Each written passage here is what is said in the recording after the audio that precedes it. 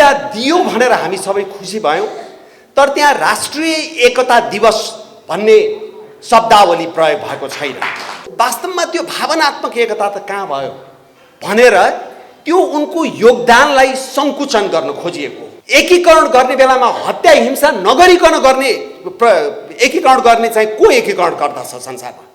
कोही छ?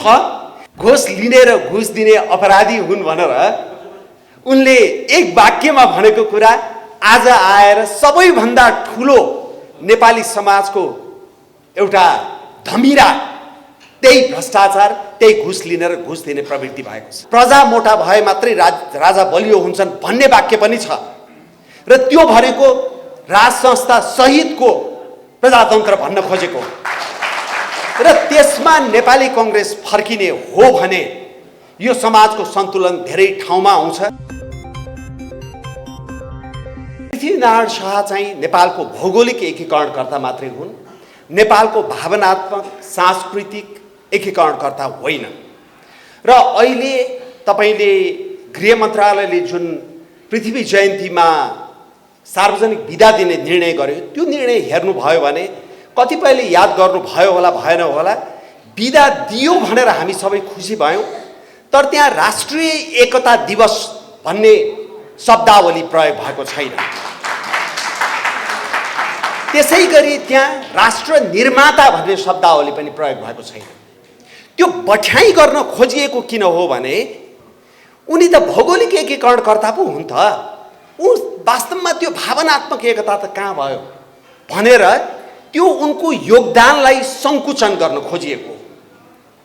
अब हामीले बुझ्नुपर्ने एउटा कुरा के हो भने भावनात्मक एकीकरण हुनको लागि भौगोलिक एकीकरण हुनै पर्छ र भौगोलिक एकीकरण भएपछि मात्रै भावनात्मक एकीकरणको प्रक्रिया सुरु हुने हो। भौगोलिक एकीकरण नभई भावनात्मक एकीकरण कसरी हुने? जस्तो आज हामी पूर्वदेखि पश्चिमसम्म, उत्तरदेखि दक्षिणसम्म नेपालभित्र गयौँ भने सबैले हामी नेपाली भनेर भन्छन्, त्यो नेपालीत्वमा गर्व गर्छन्, हाम्रो इतिहासमा गर्व गर्छन्, हाम्रो संस्कृतिमा गर्व गर्छन्। किनभने त्यो भूगोल, नेपालको भूगोल जुन निर्माण भयो त्यसले त्यो भाव अभिव्यक्त गरिदिएको। तपाईँ नेपालबाट बाहिर जानुहोस्, सिक्किम जानुहोस्, दार्जिलिङ जानुहोस्, अथवा भुटानमा पनि हाम्रा धेरै नेपाली मूलका भुटानीहरू हुनुहुन्छ, त्यहाँ जानुभयो भने उहाँहरूले के भन्नुहुन्छ? हामी नेपाली मूलका भारतीय हौँ, नेपाली मूलका भुटानी हौँ भनेर भन्नुहुन्छ। हामी त नेपाली हौँ भनेर जुन गर्व गर्छौँ त्यो नेपालको भूगोलको कारणले सम्भव भएको हो र त्यो भूगोलको जग हाल्ने काम पृथ्वीनारायण शाहले गरेका हुन् र त्यसै कारणले त्यो भूगोल सँगसँगै त्यो नेपालीत्वको भावना पनि हामीसँग जोडिएको छ। यो गलत भाष्य हामीले चिर्नुपर्छ। दोस्रो कुरा, पृथ्वीनारायण शाहले सांस्कृतिक एकता गरेनन्, नेपालको विविधताको तपाईको सम्वर्धन प्रवर्धन गरेनन्, त्यो विविधतालाई मार्न खोजे भन्ने अर्को गलत भाष्य छ। त्यो होइन।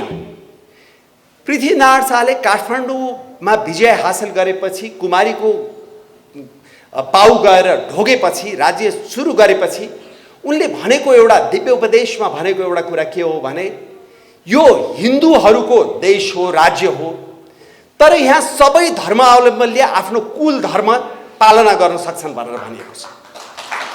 भनेको त्यो संस्कृतिलाई सम्मान गरेको हो नि, होइन? त्यसकारणले यो काठमाडौँ उपत्यकामा त अझ जगमानज्यूले पछि बढी व्याख्या गर्नुहोला, नेवा संस्कृति र सभ्यताको ठुलो संरक्षक पनि हो पृथ्वीनारायण शाह र उनले त्यसलाई सधैँ सम्मान गरे। उनले मुजुरा हेर्न नजानु, नेपाली गीत सङ्गीत नृत्यको प्रवर्धन गर्नु भनेर उनले त्यसै भनेका होइनन्। त्यसकारणले गर्दाखेरि यो भाष्यलाई पनि तोड्नु पर्नेछ। तेस्रो कुरा के हो भने पृथ्वीनारायण शाहले तपाईको हत्या हिंसा प्रयोग गरे एकता गर्ने बेलामा भनेर भनिन्छ। हामीले बुझ्नु के पर्यो भने संसारभरिमा एकीकरणको समयमा, त्यो पनि आजभन्दा 200-300 वर्ष अगाडि एकीकरण गर्ने बेलामा हत्या हिंसा नगरिकन गर्ने एकीकरण गर्ने चाहिँ को एकीकरण गर्दछ संसारमा? कोही छ। यसको अर्थ मैले हत्या हिंसाको औचित्य दर्शाउन खोजेको होइन, तर जुन कुरा संसारमै हुँदैन त्यो हामी कहाँ भएन भनेर गाली गरिदिने फोकटमा। अलि भर्खर विपिनजीले बिस्मार्कको उल्लेख गर्नुभयो, जर्मनीको एकीकरणकर्ताको। उनले एकीकरण गर्दा त्यहाँ हत्या हिंसा प्रयोग भएन, अथवा संसारको सबैभन्दा शान्त एकीकरणकर्ताको रूपमा भारतका वल्लभ भाइ पटेललाई लिइन्छ। तर हैदराबाद जब भारतमा गाभिन आनाकानी गर्यो, अस्वीकार गर्यो, हैदराबादमा त बल प्रयोग भयो र त्यो बल प्रयोग हुँदाखेरि हजारौं मान्छेको ज्यान गएको कुरा धेरै वर्षपछि, दशकौं पछि जब त्यो गोप्य दस्तावेजहरू बाहिर आयो तब सार्वजनिक भयो। अझ अपुष्ट तथ्याङ्क अनुसार त लाखौंको मृत्यु भयो भनेर भनिन्छ। भनाइको मतलब के हो भने यहाँ हत्या हिंसाको औचित्य दर्शाउन खोजेको होइन, तर अहिले पनि राज्य राज्यको बीचमा युद्ध भयो भने मान्नुहोस् या नमान्नुहोस् हत्या हिंसा प्रयोग हुन्छ। त्यति मात्रै होइन, नेपालको परिप्रेक्ष्यमा त 47 सालमा नेपालको संविधान आइसकेपछि, नेपालमा प्रजातन्त्र आइसकेपछि र त्यो प्रजातन्त्रमा तपाईँ हामी सबैले आफ्नो विचार राखेर जनताको मत जित्न सक्ने अवस्था सृजना भइसकेपछि माओवादी द्वन्द्व जसरी सुरु भएर हत्या हिंसा जसरी भयो त्यसको आज औचित्य दर्शाउने नेपाली छन् भने आजभन्दा 250 वर्ष अगाडि भएको, त्यो पनि एकीकरणको बेलामा भएको हत्या हिंसालाई लिएर अहिले पनि पृथ्वीनारायण शाहले हत्या हिंसा गरेका थिए भनेर आलोचना गरिराख्नु उपयुक्त हुन्छ जस्तो मलाई लाग्दैन। यी भाष्यहरू एकदमै गलत किसिमका भाष्यहरू निर्माण भएका छन् र त्यो भाष्यहरू एक किसिमले समाजको एउटा तबकामा स्थापित भएको छ। त्यसै भएर तपाईले लेखहरूमा, सामाजिक सञ्जालमा भएका टिप्पणीकर्ताहरूमा बारम्बार देख्नुहुन्छ पृथ्वीनारायण शाह भौगोलिक एकीकरणकर्ता मात्रै हो। हुन त भौगोलिक एकीकरणकर्ता भएको हुनाले त आज हामी नेपाली भनेर नेपाली माटोमा टेकेर बोल्न पाएका छौँ। कि त यसको महत्त्वै छैन भन्नु पर्यो? केही न केही त हुन्थ्यो होला, हामी पनि हुन्थ्यौँ होला। तर जब नेपाली भइसक्यौँ त्यो गर्व त गर्नु पर्यो नि, त्यो इतिहासको गर्व गर्नु पर्यो नि। त्यसै हुनाले यो भाष्य गलत छ भन्ने मलाई लाग्छ। अब जहाँसम्म पृथ्वीनारायण शाहको दिव्य उपदेशको कुरा छ, पृथ्वीनारायण शाह साँच्चीकै त्यो दूरद्रष्टा थिए भन्ने कुरा धेरै सहमत पनि छन् र मलाई पनि त्यसै लाग्छ। उनले त्यति बेलाको दिव्य उपदेश भनेर जुन हामीले प्राप्त गरेका छौँ त्यसमा दिएका उपदेशहरूलाई आजको परिस्थितिमा नेपालले मनन गर्ने हो र त्यही अनुसार व्यवहार गर्ने हो भने सम्भवतः नेपालका धेरै समस्याहरू आफै सल्टिन्थ्यो होला। घुस लिने र घुस दिने अपराधी हुन् भनेर उनले एक वाक्यमा भनेको कुरा आज आएर सबैभन्दा ठुलो नेपाली समाजको एउटा धमिरा त्यही भ्रष्टाचार, त्यही घुस लिने र घुस दिने प्रवृत्ति भएको छ। उनले नेपाललाई दुई ढुङ्गा बीचको तरुल भनेर भने। हिजो म हाम्रो ऋषि धमलाज्यूको जनता जान्न चाहन्छन् कार्यक्रममा गएको थिएँ, अनि यो दुई ढुङ्गा बीचको तरुल कसरी भनेर सोध्दै हुनुहुन्थ्यो उहाँले मलाई। दुई ढुङ्गा बीचको तरुललाई शाब्दिक अर्थमा त बुझ्नु भएन नि। त्यति बेला भनिएको दुई ढुङ्गा बीचको तरुल आज पनि नेपाल दुई ढुङ्गा बीचको तरुलै हो। त्यो दुई ढुङ्गा भनेको विशाल भारत र चीन हो, जुन सैनिक रूपमा, आर्थिक रूपमा, जनसाङ्ख्यिक रूपमा, भौगोलिक रूपमा विशाल छन्। ती विशाल ढुङ्गा हो र त्यसको बीचमा हामी च्यापिएर बसेका छौँ।